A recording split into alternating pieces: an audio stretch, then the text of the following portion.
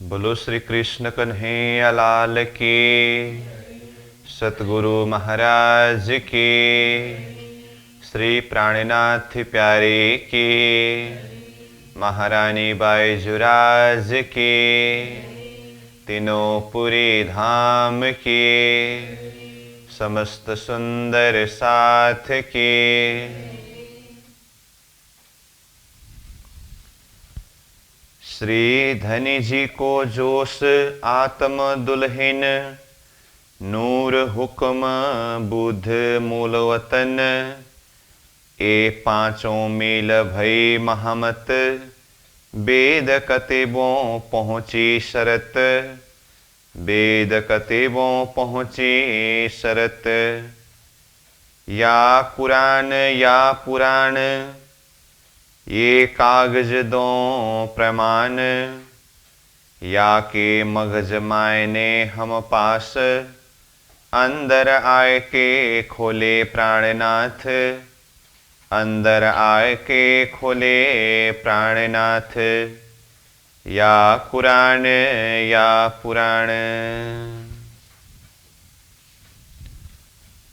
उपस्थित संपूर्ण सुंदर साह जी, साधक एवं साधिकाएं, प्रशिक्षण शिविर सत्र का आज हम 138वां दिवस तथा यह प्रकटवाणी विषय प्रसंग का 30वां दिवस के पावन बैठक में उपस्थित हुए हैं।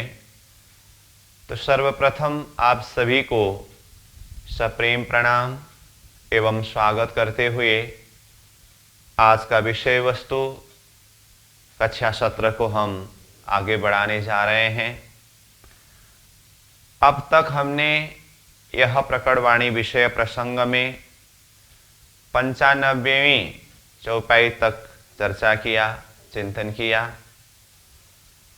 जिसमें विशेष करके कल ये 95वीं चौपाई में महामती प्राणनाथ जी के अंदर पंच शक्ति, इस विषय के ऊपर चिंतन कर रहे थे, चर्चा कर रहे थे, जो पंचस्वरूप महामती सूत्र अंतर्गत है।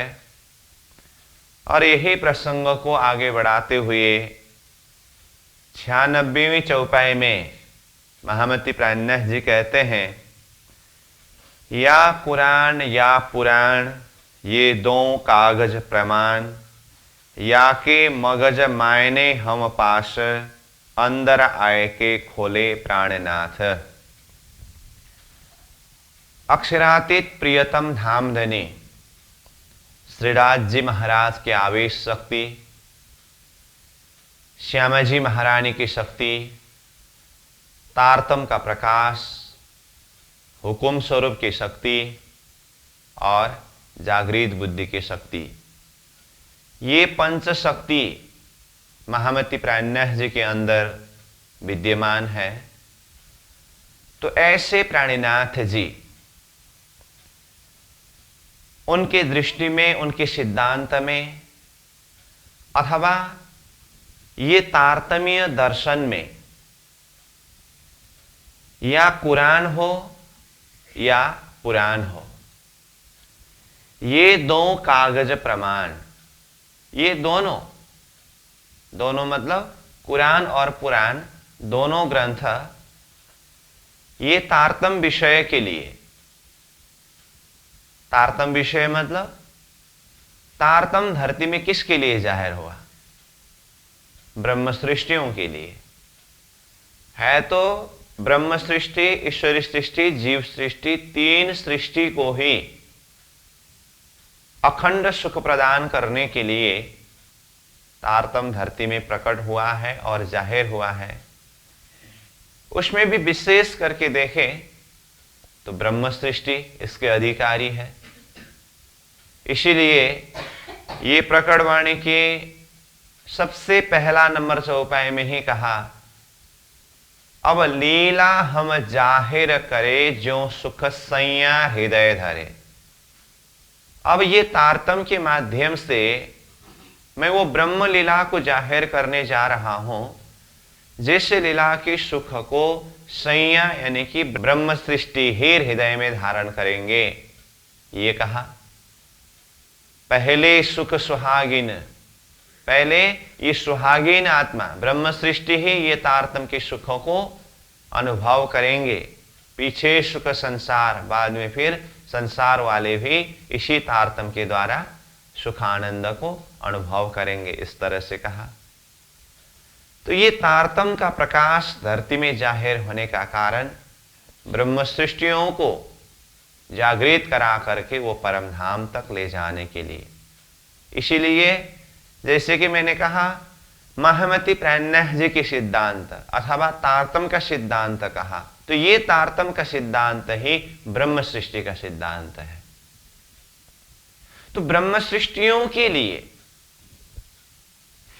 या कुरान या पुराण, चाहे कुरान का वाणी हो चाहे पुराण का वाणी हो, यानी कि चाहे वेद हो चाहे कतेब हो, ये दो कागज प्रमाण ब्रह्म सृष्टियों के लिए, ये दोनों ग्रंथ वेद और कतेब यानी कि पुराण और कुरान, कागज, कागज मतलब कागज, चिट्ठी,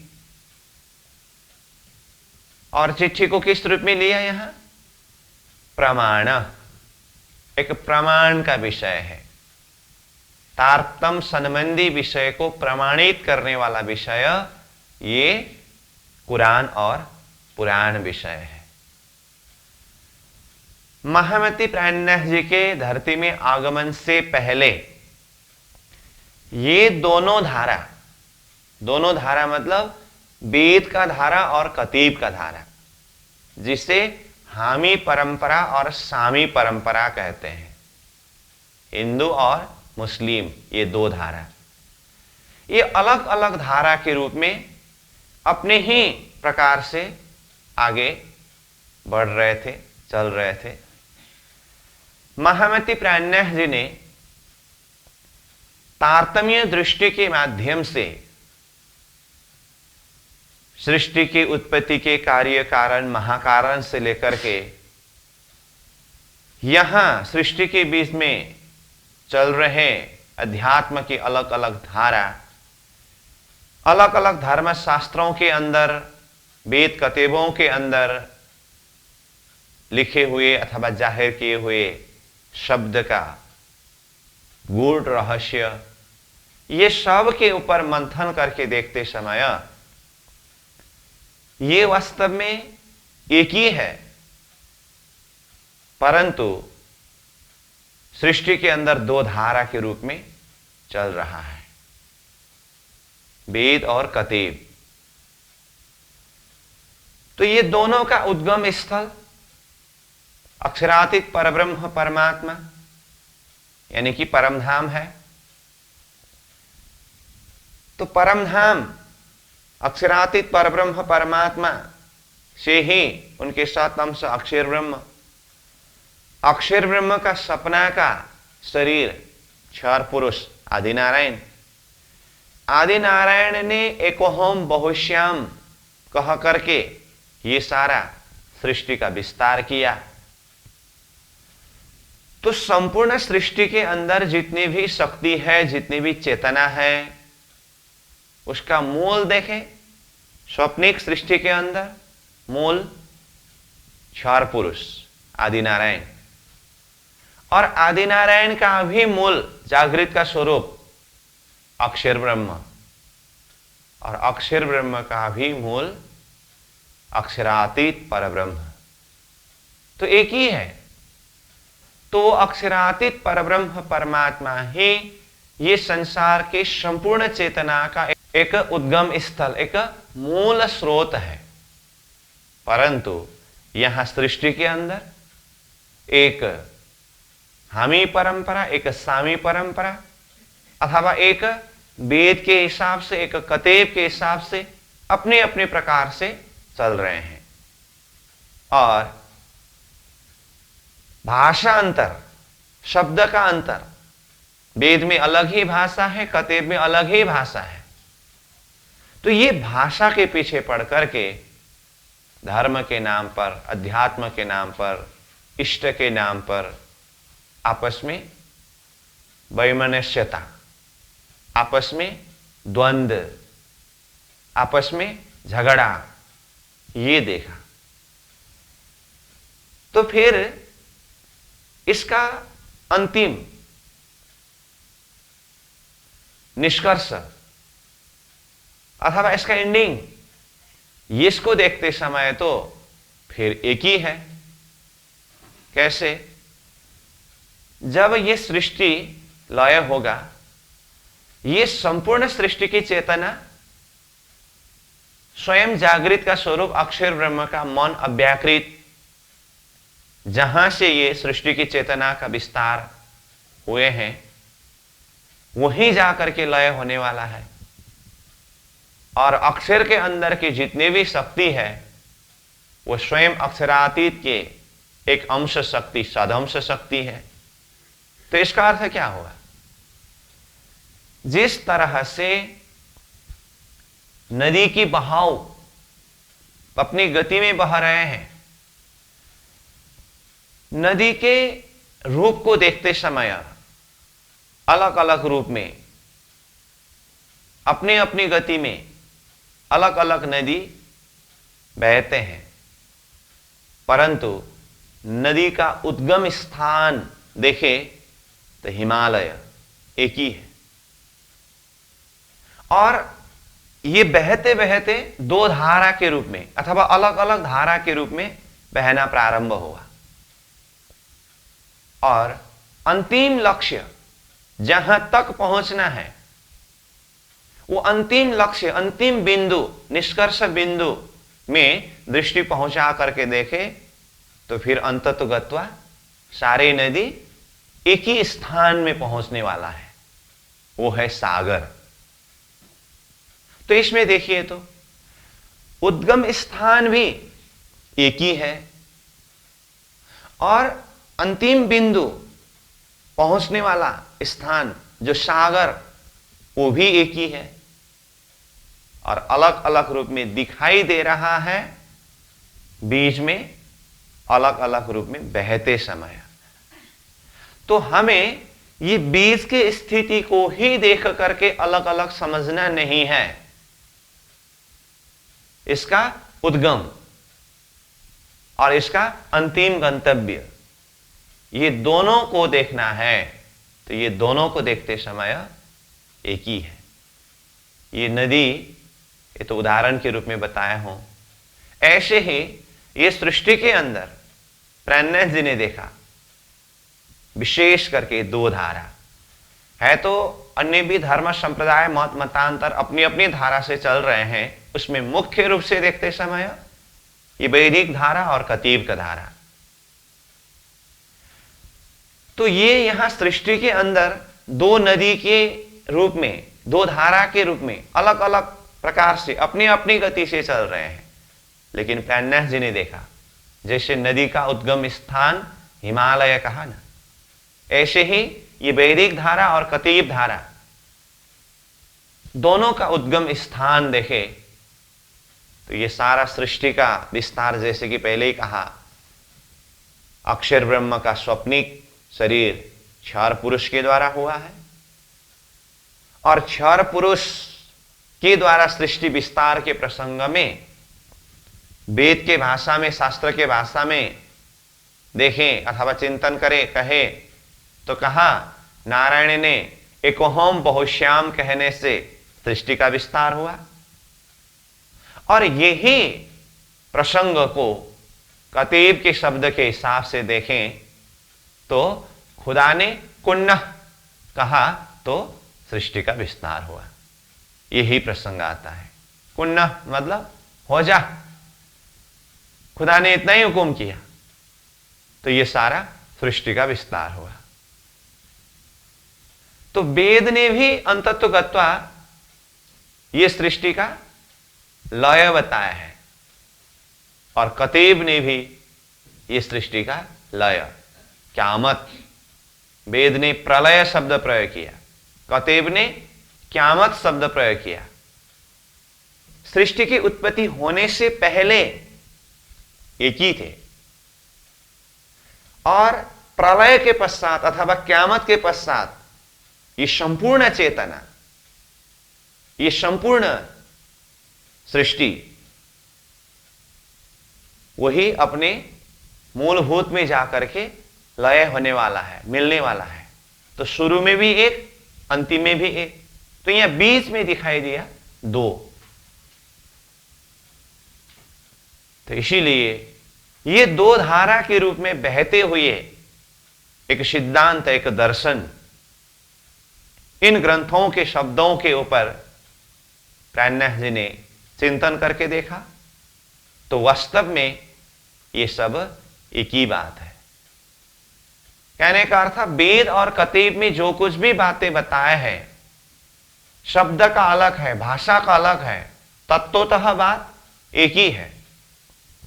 इसीलिए महामती प्राणनाथ जी ने ये वेद और कतीब यानी कि पुराण और कुरान दोनों ग्रंथ को ये तारतम्य संबंधी विषय सिद्धांत अथवा ब्रह्म सृष्टियों के लिए एक प्रमाण का विषय के रूप में लिया है।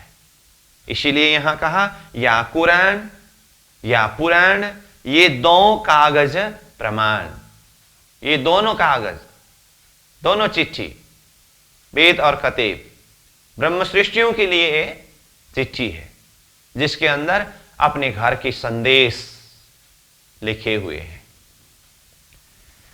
तो महामती प्राणनाथ जी वाणी में अन्य जगह में भी कहते हैं वास्तव में यह सृष्टि की उत्पत्ति किसके लिए हुई है और जितने भी धर्मशास्त्र संसार के अंदर आया है वो किसके लिए है। तो कहा जा कारण खेल रची शास्त्र भी ता कारण, खेल भी सोई देख से और अर्थ भी ले से इन। इसका अर्थ क्या हुआ? जिसके लिए खेल रचा है, जा कारण खेल रची, किसके लिए खेल रचा? ब्रह्म सृष्टियों के लिए।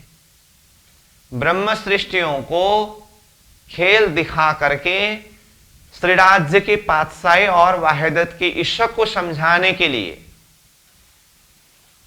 पहले लय हक के दिल में एक खेल दिखाने की बात श्रीराज जी ने पहले अपने दिल में लिया। इसलिए जा कारण खेल रची मतलब जिसके लिए खेल रचा, तो ब्रह्म सृष्टि के लिए खेल रचा। आगे कहा शास्त्र भी ता कारण, शास्त्र भी उन्हीं के लिए धरती में आया है, चाहे वो वेद के रूप में हो चाहे वो कतीब के रूप में हो। खेल भी सोई देखसी और अर्थ भी लेसी इन।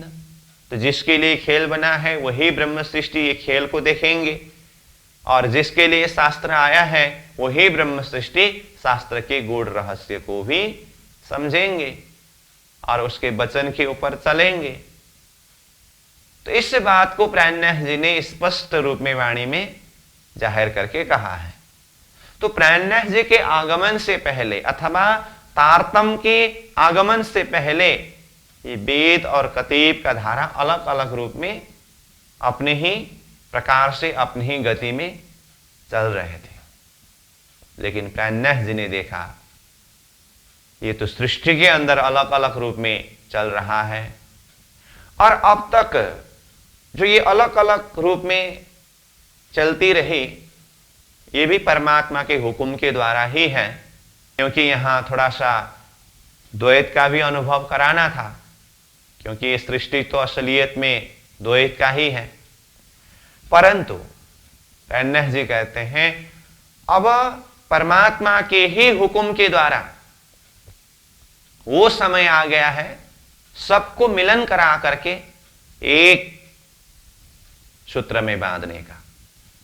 इसीलिए षणंद वाणी में प्राणनाथ जी कहते हैं एते दिन इन हुकुमे जुदे जुदे खिलाए, सोई हुकुम इमाम का अब लेत शव मिलाए। इसका अर्थ क्या है?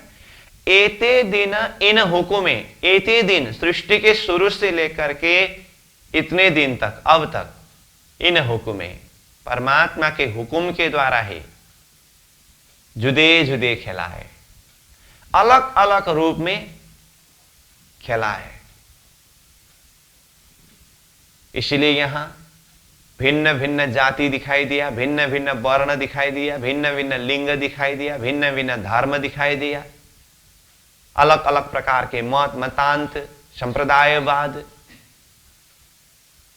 अलग अलग प्रकार के इष्ट, मंत्र, धाम। ये होना भी प्राणनाथ जी कहते हैं इतने दिन इन हुक्में जुदे जुदे खिलाए, हुक्म के द्वारा ही अलग अलग रूप में खिलाया है। लेकिन अब समय आ गया है, अब सोई हुक्म इमाम का अब लेत सब मिलाए। सोई इमाम यानी कि परब्रह्म परमात्मा स्वरूप जो इमाम के स्वरूप में जाहिर हुए हैं ना, तो ये सनंद वाणी है, तो इसीलिए यहां इमाम शब्द प्रयोग किया गया है। तो इमाम के रूप में जाहिर होने वाले स्वयं परब्रह्म परमात्मा अथवा खुदा, उनके हुक्म के द्वारा ही अब लेत सबों मिलाए, सबको अब मिला रहे हैं। अलग अलग रूप में जो बिखरे हुए थे, ये अलग अलग रूप, अलग अलग नाम को मिटा करके अब एक सिद्धांत, एक लक्ष्य में सबको जोड़ रहे हैं। कीर्तन वाणी में क्या कहा प्राणनाथ जी ने? ब्रह्म लीला ढपी हती अवतारों दरमियान, सो आए फेर अपनी प्रगट करी पहचान। सो पहचान सबों पसराय के, देसी सुख बैराट, लौकिक नाम दो मेटके करसी नहीं ठाट। तो इसका अर्थ क्या है? परब्रह्म परमात्मा की लीला अवतार के बीच में ढक गई थी, तो अवतार के बीच में ढकी हुई लीला को जिस परब्रह्म परमात्मा स्वरूप ने ब्रज लीला, रास लीला के माध्यम से ब्रह्म लीला को जाहिर किया, परंतु अवतार के बीच में ढक गए थे, वही परब्रह्म परमात्मा स्वरूप फिर 28वें कली के समय में ये तीसरे ब्रह्मांड में सतगुरु प्राणनाथ जी स्वरूप में पधार करके सो आए, फिर से दोबारा आकर के प्रकट करी पहचान, अपनी पहचान को प्रकट किया, मतलब ब्रह्मलीला को जाहिर किया। आगे कहते हैं सो पहचान, वो परब्रह्म परमात्मा की पहचान, परब्रह्म परमात्मा की लीला की पहचान सबों पसराय के, सब में फैला करके, देसी सुख बैराट, सारे बैराट को ही सुख प्रदान करेंगे। बैराट कहने से संपूर्ण सृष्टि को ही। इसलिए प्राणनाथ जी ने क्या कहा? सुख शीतल करूं संसार, सारे संसार को ही सुख और शीतल प्रदान करता हूं। देशी सुख बैराट। आगे कहा लौकिक नाम धो मेटके करसी नहीं ठाट, लौकिक दो नाम को मिटा करके नया ठाट स्थापना करेंगे। तो ये लौकिक नाम दो क्या था जिसको मिटा करके एक नया ठाट स्थापना करना? तो ये है लौकिक नाम साकारवाद और निराकारवाद। तारतम्य प्रकट होने से पहले यहां एक सगुण भक्ति साकार ब्रह्मोपासना और दूसरा निर्गुण भक्ति निराकार ब्रह्मोपासना, ये दो धाराएं चल रहे थे। तो ये दोनों लौकिक नाम है, ये दोनों लौकिक नाम को मिटा करके करसी नई ठाट, मतलब नया ठाट स्थापना करना, साकार और निराकार से परे शुद्ध साकार परब्रह्म परमात्मा के नाम धाम स्वरूप लीला की पहचान दिला करके सबको वो परब्रह्म परमात्मा के लक्ष्य प्रदान करना, शुद्ध साकार, ये नई ठाट है। तो इस अर्थ में साकार और निराकार ये भी लौकिक दो नाम है। और दूसरे हिसाब से लौकिक दो नाम, हिंदू और मुस्लिम, यानी कि वेद और कतीब। हिंदू अब वेद के धारा के हिसाब से चल रहे हैं, मुस्लिम कतीब के धारा के हिसाब से चल रहे हैं, जिसको यहां पर पुराण और कुरान कहा। तो ये लौकिक दो नाम, हिंदू और मुस्लिम, ये दोनों नाम को मिटा करके करशी ने ठाट एक ब्रह्म सृष्टि की जमात अथवा सुंदर साथ के जमात, ये स्थापना करना, इसको जाहिर करना, ये नई ठाट है। और वेद और कतीब दोनों ग्रंथ है तो लक्ष्य एक ही है, परंतु भाषा अंतर होने के कारण इसको अलग अलग रूप में मान रहे थे। लेकिन महामती प्राज्ञ जी ने ये दोनों ग्रंथ को एक चिट्ठी के रूप में, एक प्रमाण के रूप में लेकर के दोनों ग्रंथ का सार, निचोड़ तत्व को तारतम्य वाणी के अंदर समावेश किया। अब ये वेद कतीब दोनों नाम को मिट करके ये तारतम्य वाणी, अखंड वाणी को नई ठाट के रूप में स्थापना किया। इस अर्थ में भी लौकिक नाम दो मेट के करसी नई ठाट। कहने का सार भाव ये है कि तारतम्य की दृष्टि में वेद और कतीब दोनों धर्म ग्रंथ के अंदर की जितने भी सत शब्द है उसमें कोई अंतर नहीं है। हम यहां संसार के साधारण बुद्धि के हिसाब से इस विषय के ऊपर जब देखते हैं, चिंतन करते हैं, तो यहां अलग अलग रूप दिखाई देता है। लेकिन प्राज्ञ जी ने महाकारण दृष्टि से ये दोनों सिद्धांत और दोनों धर्म ग्रंथों के अंदर के गूढ़ रहस्य को देखा, तो इसका निष्कर्ष, इसका सार तत्व एक ही है। इसके विस्तार में तो बहुत सारे विषय है, परंतु मैं यहां सार रूप में इतना ही कहता हूं, प्राज्ञ जी ने जिस तरह से यहां वेद और कतीब यानी कि कुरान और पुराण दोनों को ब्रह्म सृष्टि के कागज, चिट्ठी के रूप में कहा, वाणी के अंदर 18,758 चौपाई में से लगभग 6,000 चौपाई कतीब संबंधी वाणी है। सनंद, खुलासा, मार्फत सागर, क्यामतनामा, ये 4 ग्रंथ में कुरान का सार है, कतीब संबंधी विषय है मुख्य रूप में। इसके अलावा अन्य ग्रंथ में भी जगह जगह पर कतीब परक शब्द के द्वारा वाणी जाहिर हुई है।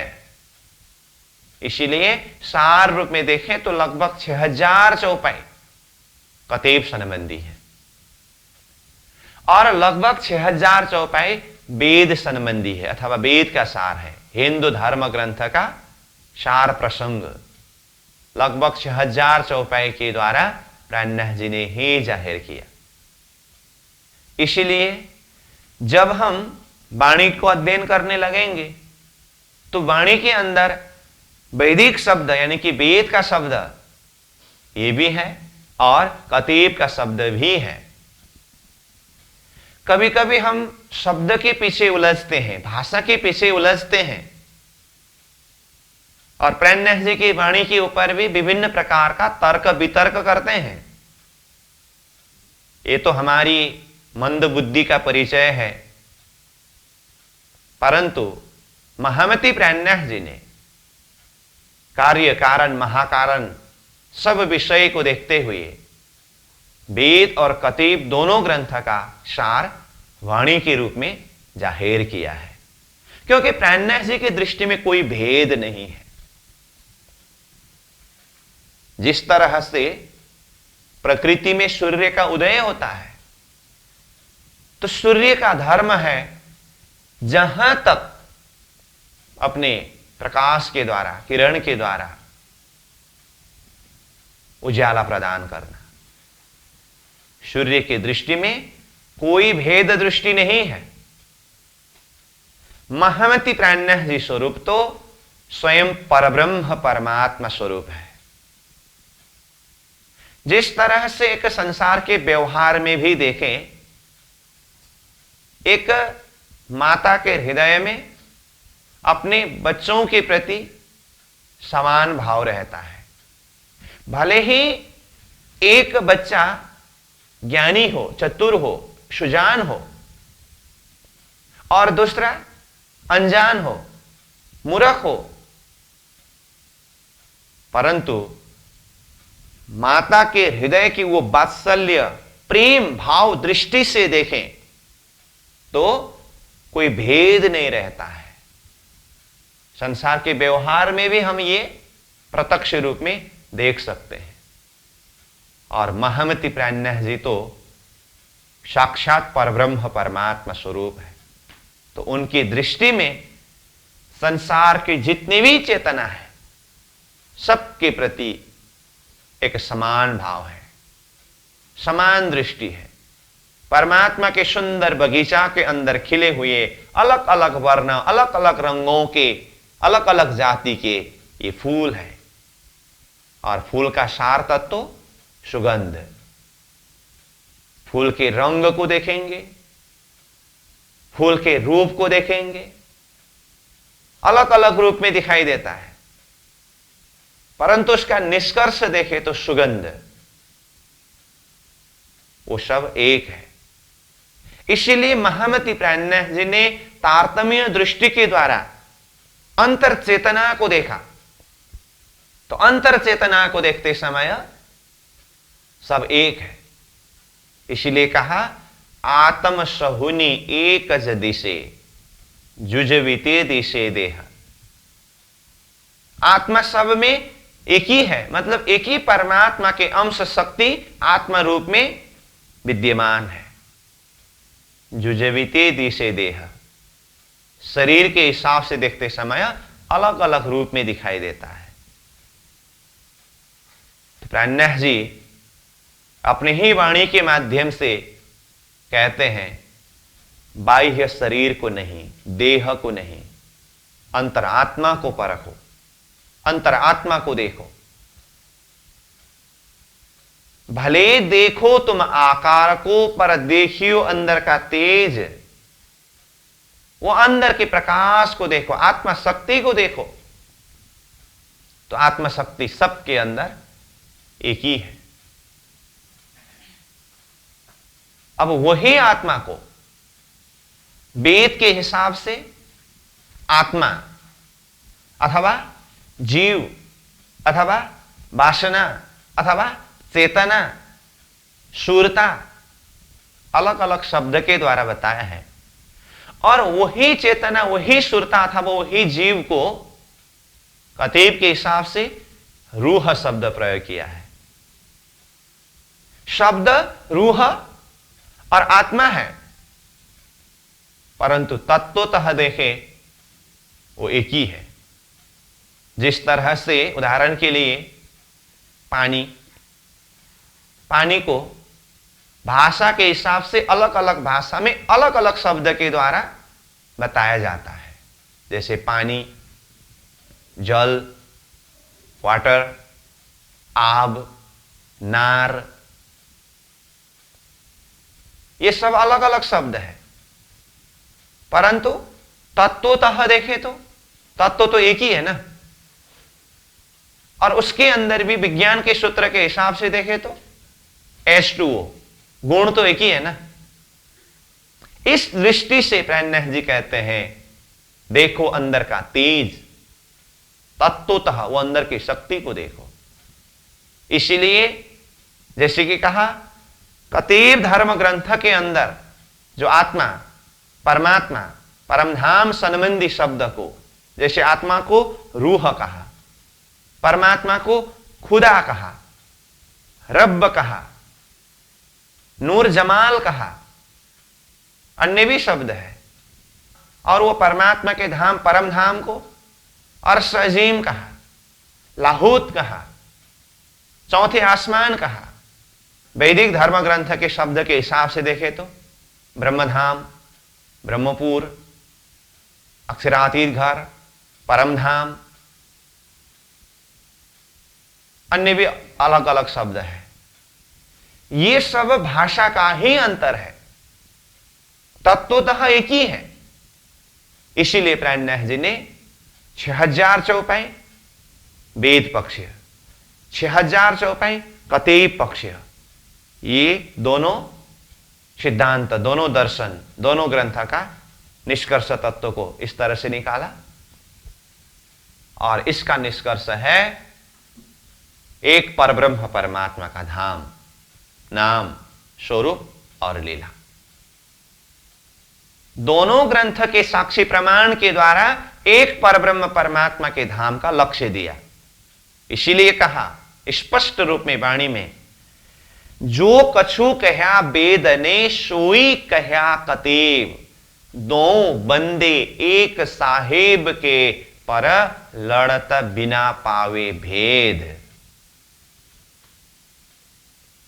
जो कछु कह्या वेद ने जो कुछ भी कहा है, सोई कह्या कतेब, कतेब ने भी वही बात बताया है। दो बंदे एक साहेब के, दो मतलब वेद के आधार पर साधना करने वाले हिंदू, कतेब के आधार पर साधना करने वाले मुस्लिम, दोनों बंदे परमात्मा के ही वंदना करने वाले बंदे हैं। एक साहेब के, एक परब्रह्म परमात्मा के ही बंदे हैं ये दोनों, पर लड़त बिना पावे भेद। परंतु अंदर के भेद, गुण, रहस्य को, वास्तविकता को समझ न पाने के कारण आपस में ही लड़ रहे हैं, झगड़ रहे हैं। इसीलिए कहा जुदे जुदे नामे गावहे, जुदे जुदे भेष अनेक, जिन कोई झगड़ो आप में धनी सबों का एक। ये अलग अलग भेष, अलग अलग भाषा को देख करके, ये जाहिरी दृष्टि के द्वारा एक आपस में झगड़ो मत, जिन कोई झगड़ो आप में, धनी सबों का एक। धनी आत्मा के मालिक परमात्मा स्वरूप, वो तो सबका मालिक एक है। जिसको कतेब ने खुदा कहा, वेद ने ब्रह्म कहा। जो कछु कह्या वेद ने सोई कह्या कतेब। तो दो बंदे एक साहेब के कहा, एक साहेब, जिसके लिए कहा वेद ने वो साहेब को ब्रह्म कहा, परब्रह्म कहा, परमात्मा कहा, कतेब ने खुदा कहा। अब ये दोनों विषय का निष्कर्ष प्राणनाथ जी बताते हैं, सोई खुदा, सोई ब्रह्म। ये है निष्कर्ष बिंदु। खुदा भी वही है और ब्रह्म भी वही है। इस अर्थ में एक साहेब, परब्रह्म परमात्मा एक है। धर्मशास्त्र ने क्या कहा? एकम सत विप्रा बहुधा वदंती। सत्य परमात्मा एक है। ज्ञानी पुरुष उनको ही अलग अलग रूप से वर्णन करते हैं। तो आखिर परमात्मा तो एक है करके कहा ना। कतेब की भाषा में भी खुदा एक कहते हैं, परमात्मा एक है। तो महमति प्राणनाथ जी ने कहा पर ब्रह्म तो पूर्ण एक है। पूर्ण ब्रह्म परमात्मा वो तो एक है, वो शुद्ध साकार, सोई खुदा, सोई ब्रह्म। चाहे उन्हें खुदा कहो, चाहे उन्हें ब्रह्म कहो। तो इस तरह से लगभग 6000 चौपाई वेद पक्ष, लगभग 6000 चौपाई कतेब पक्ष, ये दोनों का निष्कर्ष जैसे कि कहा सोई खुदा सोई ब्रह्म, ब्रह्मधाम का लक्ष्य प्रदान किया। अब आगे बाकी लगभग 6000 चौपाई जो है वो खुदा का धाम और सजीम अथवा ब्रह्मधाम परमधाम के अंदर की बात जाहिर किया है। परमधाम का वर्णन, परब्रह्म परमात्मा स्वरूप के वर्णन, श्रृंगार का वर्णन और उस परमधाम के अंदर की ब्रह्मानंद लीला की वर्णन। इसमें विशेष करके देखें खिलवत, परिक्रमा, सागर, श्रृंगार आदि ग्रंथ में परमधाम पक्ष वर्णन है। अन्य ग्रंथ में भी है, लेकिन मुख्य रूप में इन ग्रंथों में परमधाम प्रसंग है, जो खुदा का धाम अथवा ब्रह्म का धाम है। तो इस तरह से महामति प्राणनाथ जी के तारतम्य दर्शन में, तारतम्य सिद्धांत में एक पूर्ण सिद्धांत, कंप्लीट नॉलेज, ये हम दर्शन करते हैं, अध्ययन करते हैं।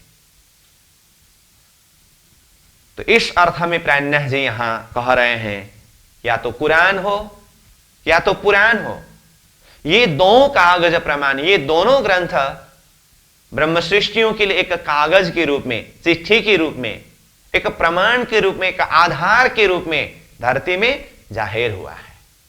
स्वयं परब्रह्म परमात्मा के ही हुक्म के द्वारा ब्रह्म सृष्टियों के खेल में आगमन से पहले ही वेद और कतीब दोनों ग्रंथ के द्वारा ब्रह्म सृष्टि के आगमन के विषय में और उनके आने के बाद यहां पर उनकी पद्धति, रहनी, चाल ढाल क्या कैसा होगा और वो सारे विश्व ब्रह्मांड को किस तरह से अखंड मोक्ष प्रदान करेंगे, ये सभी विषय के ऊपर धर्मशास्त्र के द्वारा संकेत करके जाहिर करके कहा।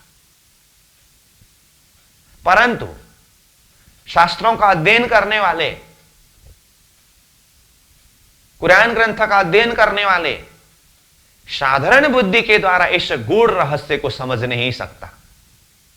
इसलिए तो महामति प्राणनाथ जी ने मंगलाचरण के प्रसंग में अपने ही चौपाई के द्वारा क्या कहा, सुपर्ण बुद्ध अटकलसों वेद कतीब खोजे जिन्न मगज न पाए माहे का बांधे मायने बारे तिन्न। सपना की बुद्धि से, अड़कल के द्वारा, वेद कतीबों के शब्द के माध्यम से परमात्मा को खोजी तो किया, परंतु वो सपना की बुद्धि होने से, अड़कल के द्वारा परमात्मा को खोजी करने से मगज न पाए माहे का, अंदर के गूढ़ रहस्य को, वास्तविक अर्थ को समझ नहीं पाया और अपने अड़कल की बुद्धि के द्वारा बांधे मायने बारे तिन्न, एक एक शब्द को बार बार अर्थ में विस्तार किया, परंतु मगज न पाए माहे का, अंदर के गूढ़ रहस्य को समझ नहीं पाया। अब ये वेद कतीब सभी ग्रंथ के वास्तविक रहस्य को खोलने वाले कौन होंगे? तारतम अथवा महामति प्राणनाथ जी स्वरूप। इसलिए अब देखिए यहां या पुराण ये दो कागज प्रमाण, पुराण और पुराण दोनों ग्रंथ ब्रह्म सृष्टि के लिए चिट्ठी है, प्रमाण का विषय है। उसके अंदर का गूढ़ रहस्य किसी के द्वारा भी खुलासा नहीं हो सका। अब इसको खोलने वाला कौन है? तो कहा या के मगज मायने हम पास। या के मतलब ये कुरान और पुराण के अथवा वेद और कतीब के मगज मायने गूढ़ अर्थ, गूढ़ रहस्य हम पास, मेरे पास में ही है। तो प्राणनाथ जी ने इसके मगज मायने मेरे पास है करके कहा। इसका अर्थ क्या है? इसका अर्थ जैसे पहले ही कहा, शास्त्रों के अध्ययन करने वाले, कुरान के अध्ययन करने वालों ने स्वप्ना की बुद्धि के द्वारा शास्त्रों को अध्ययन करके वो गूढ़ रहस्य को समझ नहीं पाया तो एक एक शब्द को बार बार अर्थ में विस्तार कर दिया, लेकिन गूढ़ रहस्य खुलासा नहीं हुआ। इसीलिए इसके वास्तविकता को खोलने वाले महामती प्राणनाथ जी स्वरूप, या के मगज मायने हम पास है, मेरे पास में है करके कहा। सतगुरु देवचंद्र जी महाराज को दर्शन देने वाला स्वरूप ने क्या कहा, ये भागवत कागज तुम्हारा, देखिए तो यहां या पुराण ये दो कागज प्रमाण करके कागज शब्द आया ना, चिट्ठी। तो यही शब्द वित्त के प्रसंग में दर्शन देने वाले स्वरूप ने श्री देवचंद्र जी महाराज को जो बताया, वहां के शब्द को देखिए जो लालदास जी महाराज ने चौपाई के द्वारा जाहिर किया। कहा ये भागवत कागज तुम्हारा, सो तुम ही से खुले कलाम और कोई ना खोल सके ये जो खलक आम। ये भागवत ग्रंथ जो है ना, ये तुम्हारे लिए चिट्ठी है। तुम ही से खुले कलाम, तुम्हारे द्वारा ही कलाम यानी कि इसके वचन, इसके गूढ़ अर्थ खुलासा होगी, और कोई ना खोल सके ये जो खलक आम खलक की दुनिया कोई भी इसके गूढ़ रहस्य को खोल नहीं सकेंगे। स्पष्ट रूप में कहा। और कतीब के संदर्भ में कहे, रसूल मोहम्मद साहब ने स्पष्ट रूप में कहा, 1000 साल तक मेरी ये कुरान ग्रंथ कुंवरी रहेगी, कोई पुरुष इसको स्पर्श नहीं कर सकता। इसका अर्थ क्या है, 1000 वर्ष तक कुरान को कोई छू नहीं सकते। इसका मतलब कुरान के वास्तविक अर्थ को कोई खुलासा नहीं कर सकते। पढ़ेंगे तो जरूर, परंतु मगज मायने गुज्य अर्थ कोई समझ नहीं पाएगा। तो 1000 साल बाद में रूह अल्लाह इमाम मेहदी स्वरूप आकर के इसको खुलासा करेंगे, जाहिर करेंगे करके कहा था ना। तो रसूल मोहम्मद साहेब के समय से 1000 साल बाद में सतगुरु महाराज का आगमन हुआ। 1100 वर्ष के समय अवधि में ये महामती प्राणनाथ जी की लीला चल रही है। तो महामती प्राणनाथ जी के अंदर कुरान के हिसाब से जो इमाम का शक्ति है, उसके द्वारा कुरान के वास्तविक रहस्य को खुलासा कर दिया। सनंदवाणी को देखिए, इसलिए सनंदवाणी को किताब दुल्हीन शब्द प्रयोग किया है। सनंदवाणी दुल्हीन ग्रंथ है। तो किस अर्थ में, कुरान ग्रंथ कुंवरी रूप में थी, जिसके अर्थ किसने स्पष्ट नहीं कर सका था। इमाम मेहदी स्वरूप महामती प्राणनाथ जी ने वो कुंवरी रूपी कुरान को स्पर्श किया, मतलब उसका अर्थ स्पष्ट किया, और वही अर्थ स्पष्ट किया हुआ ग्रंथ सनंद ग्रंथ है। इसलिए वो कुंवरी अब सनंद वाणी के रूप में दुल्हीन रूप हो गए। इसका अर्थ कुरान के वास्तविक रहस्य को महामती प्राणनाथ जी ने खुलासा किया, और वेद शास्त्र के वास्तविक अर्थ को भी प्राणनाथ जी ने ही खुलासा किया। इसीलिए यहां कहा, या के मगज मायने हम पास, ये कुरान और पुराण के गुज्य रहस्य मेरे पास में है। अब मैंने बार बार कहा, ये सब प्राणनाथ जी ने खुलासा किया। अब आपके मन में ये सवाल उठ रहा होगा, ये तो सब सदगुरु महाराज ने खुलासा किया, तारतम तो सदगुरु महाराज ने प्रकट किया। तो इस विषय में तो मैंने पहले ही कहा हूं, सतगुरु शक्ति कौन है, प्राणनाथ जी शक्ति कौन है। और फिर भी यही के शब्द के हिसाब से देखें तो स्वयं प्राणनाथ जी के शब्द को देखिए यहां, या के मगज मायने हम पास। या के मतलब कुरान के, पुराण के अथवा वेद के, कतीब के मगज मायने गूढ़ रहस्य मेरे पास में है। आगे कहते हैं, मेरे पास में तो है, परंतु मैंने स्वयं अपनी बुद्धि के द्वारा इसके खुलासा नहीं किया है और मैं अपनी बुद्धि के द्वारा, अपनी क्षमता के द्वारा इसके खुलासा नहीं कर सकता। मेरे द्वारा खुलासा कराया है। किसने? मेरे अक्षरातीत धनी प्राणों के नाथ प्राणनाथ, उन्होंने। इसलिए देखिए, अंदर आए के खोले प्राणनाथ, मेरे हृदय के अंदर आकर के खोल रहे हैं क्या? कुरान पुराण यानी कि वेद कतेबों के गूढ़ रहस्य। किसने? प्राणनाथ, प्राणनाथ जी धनी ने। अब यहां प्राणनाथ शब्द आया, तो ये प्राणनाथ कौन है? हम इस प्राणनाथ जी के विषय में बात कर रहे हैं। इसीलिए इससे पहले के प्रसंग में भी बार बार ये सब किसने खुलासा किया? तो प्राणनाथ जी ने खुलासा किया, कहा। तो अक्षरातीत मूल स्वरूप के अंदर की शक्ति, ब्रजमंडल के स्वरूप की शक्ति, रासमंडल के स्वरूप की शक्ति, रसूल मोहम्मद साहिब के अंदर की शक्ति, निजानंदाचार्य सतगुरु श्री देवचंद्र जी महाराज की शक्ति, महामती प्राणनाथ जी स्वरूप की शक्ति के संदर्भ में मैंने पहले ही प्रसंग में खुलासा किया हूं। प्राणनाथ जी कहने से हम वो अंदर शक्ति के विषय में बात करते हैं। इसलिए तारतम संबंधी विषय में जो प्राणनाथ जी नाम उच्चारण होता है, वो अंदर शक्ति के लिए, जो शक्ति अभी वर्तमान इंद्रावती के हृदय के अंदर विराजमान होकर के ये सब जाहिर कर रहे हैं, यही शक्ति सद्गुरु स्वरूप में होकर के लीला जाहिर किए, और वही मूल शक्ति अक्षरातीत की शक्ति है। उस अर्थ में प्राणनाथ जी है। या के मगज मायने हम पास अंदर आए के खोले प्राणनाथ। ये वेद कतेब कुरान पुराण के गूढ़ रहस्य अर्थ मैं इसको खुलासा कर सकता हूं, मेरे पास में है, कहा। और मैं अपनी अक्ल से नहीं खोल रहा हूं।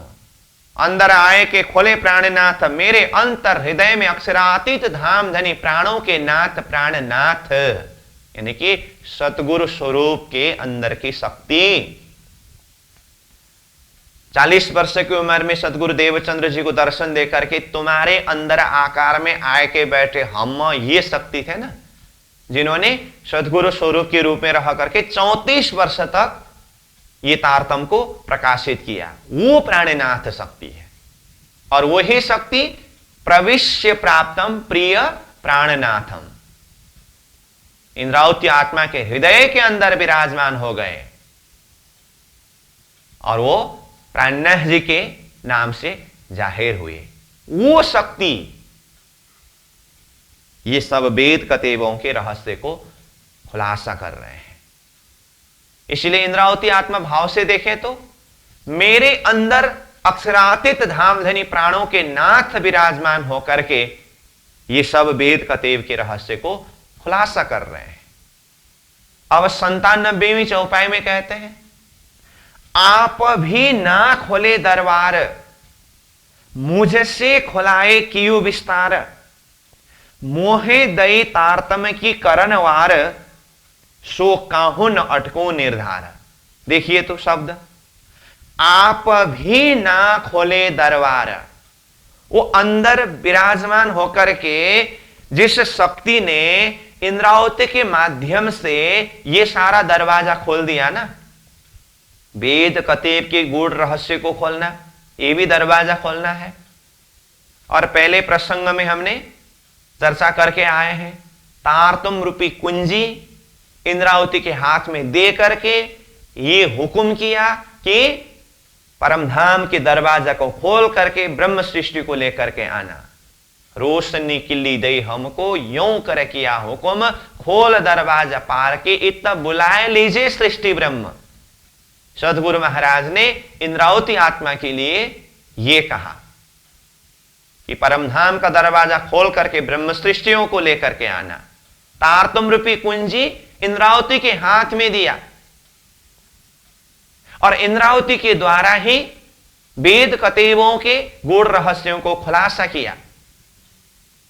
तो इसीलिए यहां कहा, आप भी ना खोले दरबार, स्वयं सदगुरु महाराज ने दरवाजा को नहीं खोला। इसका मतलब क्या, सदगुरु महाराज स्वयं खोल नहीं सकते थे इसीलिए नहीं खोला? ऐसी बात नहीं है। उसके लिए तो यहां पहले ही कहा ना, अंदर आए के खोले प्राणनाथ। मेरे अंदर आकर के वो अक्षरातीत धनी प्राणों के नाथ ने ये सब रहस्य को खुलासा किया। वो चाहते तो स्वयं खोल सकते थे, लेकिन स्वयं नहीं खोला। आप भी ना खोले दरबार। दरबार मतलब वो दरवाजा।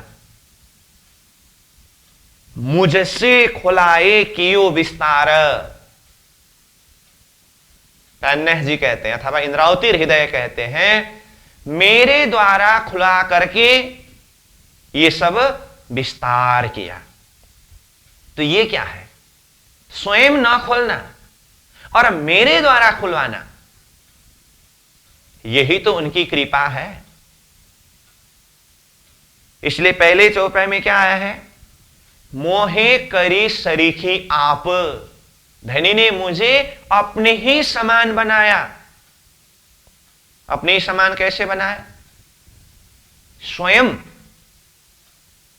ये अखंड का दरवाजा नहीं खोले, मेरे द्वारा खुलवाया कि ब्रह्मांड के बीच में मुझे शोभा प्रदान करने के लिए। ये उनकी कृपा है, ये उनकी मेहर है। मुझसे खुलाए कियो विस्तार, मेरे द्वारा खुला करके विस्तार किया। इंद्रावती आत्मा महामती प्राण जी स्वरूप बोल रहे हैं। ये किसने खुलाया? मेरे द्वारा।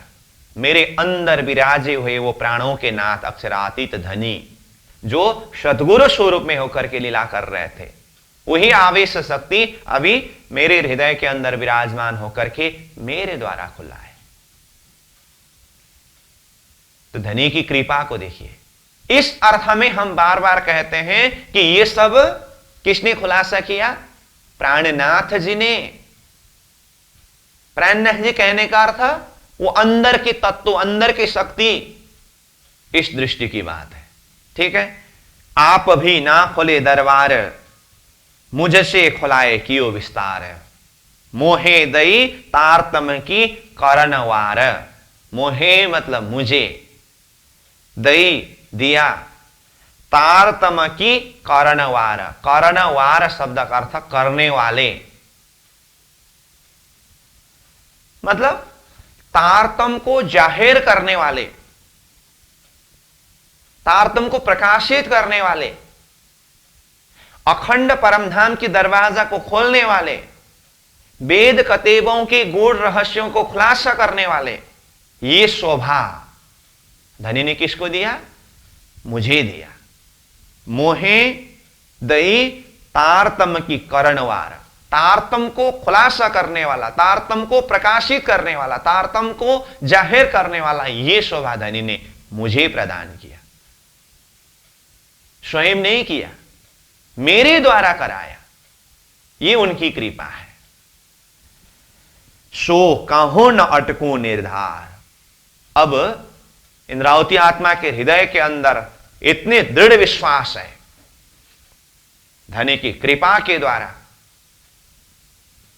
मेरे माध्यम से ये तारतम का जाहिर कराया, वेद कतेबों के खुलासा कराया, अखंड परमधाम का दरवाजा खुलवाया। अब वो दृढ़ता के साथ में कह रहे हैं, सो काहू न अटकू निर्धार। अब मैं कहीं पर भी अटकने वाला नहीं हूं, उलझने वाला नहीं हूं। निर्धार, निश्चय रूप में, इसमें कोई संशय नहीं है। हृदय चौकस है, कहीं अटकने वाले नहीं है। इतनी बेशक तारतम के प्रकाश में संशय क्या है? कुछ नहीं है। इसीलिए ये तारतम को बेशक इलम कहा है। बेशक इलम मतलब शंका रहित ज्ञान, जिस ज्ञान में कोई शंका नहीं है, कोई संदेह नहीं है। खिलवत वाणी में बेशक इलम का प्रकरण है। सभी विषय के ऊपर बेशक होना, कोई संशय न रहना। और वही अब आगे आ रहा है, सब संशय को कियो निर्वार, कोई संशय ना रहे वार के पार, रोशन करो लेऊ हुकुम बजाए, ब्रह्म सृष्टि और दुनिया देव जगाए। इस तरह से कहा कि ये तारतम के प्रकाश के सामने में, अथवा धनी ने मेरे हृदय के अंदर तारतम के द्वारा जो प्रकाशित किया उसके द्वारा कोई भी संशय नहीं है। इसीलिए दृढ़ता के साथ में कहते हैं सो काहू न अटकू निर्धार, निश्चय रूप में अब मैं कहीं पर भी नहीं अटकता हूं। सब संशय को कियो निर्वार, संपूर्ण शंका का निवारण किया, समाधान किया। सो संशय ना रहो वार के पार, सो संशय शंका ना रहो नहीं रहा वार के पार, न तो कोई वार के यानी कि कोई हद संसार के अंदर के विषय की शंका है, न तो पार यानी कि जागृत मंडल बेहद अक्षर अक्षरातीत के विषय में ही शंका है, कुछ शंका नहीं है। तारतम के प्रकाश के संदर्भ में कहा ना, तारतम ज्योत उद्योत है तिन से कहा है, एक सुपन दूजा वतन जीव देखे द्वय। स्वप्न स्वप्निक संसार वार, इस विषय में भी बेशक, दूजा वतन वो पार जागृत मंडल परम धाम के विषय में भी हृदय में बेशक। इसीलिए कहा काहू शमशा ना रहो वार के पार, वार और पार, हद और बेहद, यानी कि स्वप्निक संसार और जागृत परम धाम दोनों के विषय में कोई शंका नहीं है। हृदय इतना बेशक है, किसके आधार पर? तारतम के आधार पर। स्वयं अक्षरातीत धाम धनी हृदय के अंदर विराजमान होकर के ये सब खुलासा करने से। अब प्राणनाथ जी कहते हैं रोशन कर लेऊं हुकुम बजाए, ये तारतम को रोशनाई कर लेता हूं मैं, किसके द्वारा? अक्षरातीत धनी के हुकुम के माध्यम से, क्योंकि ये सब कुछ होने वाला तो हुकुम के द्वारा ही है। इसलिए वाणी में प्राणनाथ जी ने हुकुम के संदर्भ में भी बहुत गहराई से चर्चा किया है। खिलवत वाणी में तो यहां तक कहते हैं ये खेल हुकुम ने किया है, हम आत्माएं हुकुम से ही खेल में आए हैं, और यहां हुकुम से ही परमात्मा का दर्शन होता है, हुकुम से ही आत्माओं का मिलन होता है, और हार भी हुकुम से, जीत भी हुकुम से, हंसना भी हुकुम से, रोना भी हुकुम से, और परमधाम में उठना भी हुकुम से। जो हुआ वो भी हुकुम, अभी जो हो रहा है वो भी हुकुम से है, जो होने वाला है वो भी हुकुम से है। यत्र तत्र सर्वत्र परमात्मा के हुकुम की व्यापकता के विषय में जगह जगह पर विस्तृत रूप से चर्चा किया है। तो उसको सार रूप में यहां देखें तो हुकुम बजाए, तो करो रोशन लेऊं हुकुम बजाए, परमात्मा के हुकुम के द्वारा ही अब मैं ये तारतम की रोशन को रोशनाई कर देता हूं, प्रकाशित कर देता हूं। कहा है ना, पीछे सुख होशी सवन्न पसरसी 14 भवन, 14 लोग ब्रह्मांड में फैलाना है, ये भी धनी की हुकुम है।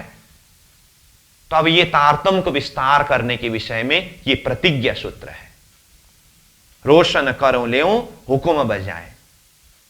धनी के हुकुम के द्वारा ये तारतम को रोशनाई करके अब आगे क्या करना है, ऐसी दृढ़ संकल्प है, ऐसी महत्वपूर्ण बात है। देखिए, ब्रह्म सृष्टि और दुनिया देव जगाए, ये प्राणनाथ जी की संकल्प है।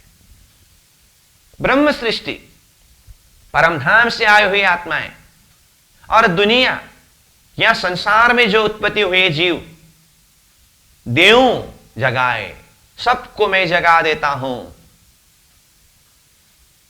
देखिए तो प्राणनाथ जी के अंदर कितनी बड़ी क्षमता है, कितनी बड़ी सामर्थ्य है और कितनी बड़ी संकल्प है। ब्रह्म सृष्टि और दुनिया यानी कि सबको जागृत कराने की बात है। अब इसी के लिए शुरू में भूमिकात्मक प्रसंग में ही, प्रकटवाणी में ही चौपाई आया था, पट टालो आड़ा अंतर करके। इसके ऊपर भी हमने चर्चा किया, तीनों सृष्टि के पर्दा, और उसको हटाने के लिए तेज तारतम ज्योत प्रकाश, तारतम में 3 प्रकार की प्रकाश, और वहां पर भी कहा करो अंधेरी सब को नाश करके, सबके अंधकार को, अज्ञानता को नाश कराऊंगा करके। यहां आकर के स्पष्ट रूप में कहा अब मेरे हृदय में कोई भी संशय नहीं है, शंका नहीं है, धनी ने मेरे माध्यम से तारतम को रोशनाई कर दिया है और अब मेरा संकल्प है ब्रह्म सृष्टि और दुनिया देव जगाए। ब्रह्म सृष्टि और दुनिया को जगा देता हूं। तो ऐसी महत्वपूर्ण, ऐसी सार गर्भित भाव के ऊपर ये प्रस्तुत किया गया है। तो आज का हमारा समय पूरा हुआ, इसलिए 98 नंबर चौपाई को दोहरा करके हम आज विश्राम करेंगे। कल फिर यहां से आगे प्रस्थान करेंगे। सब समसे को कियो निर्वार, कोई समसा ना रह्यो वार के पार। रोशन कर ल्यो हुक्म बजाए, ब्रह्म सृष्टि और दुनिया देव जगाए। ब्रह्म सृष्टि और दुनिया देव जगाए। बोलो श्री सतगुरु महाराज की, श्री प्राणनाथ प्यारे की प्रणाम।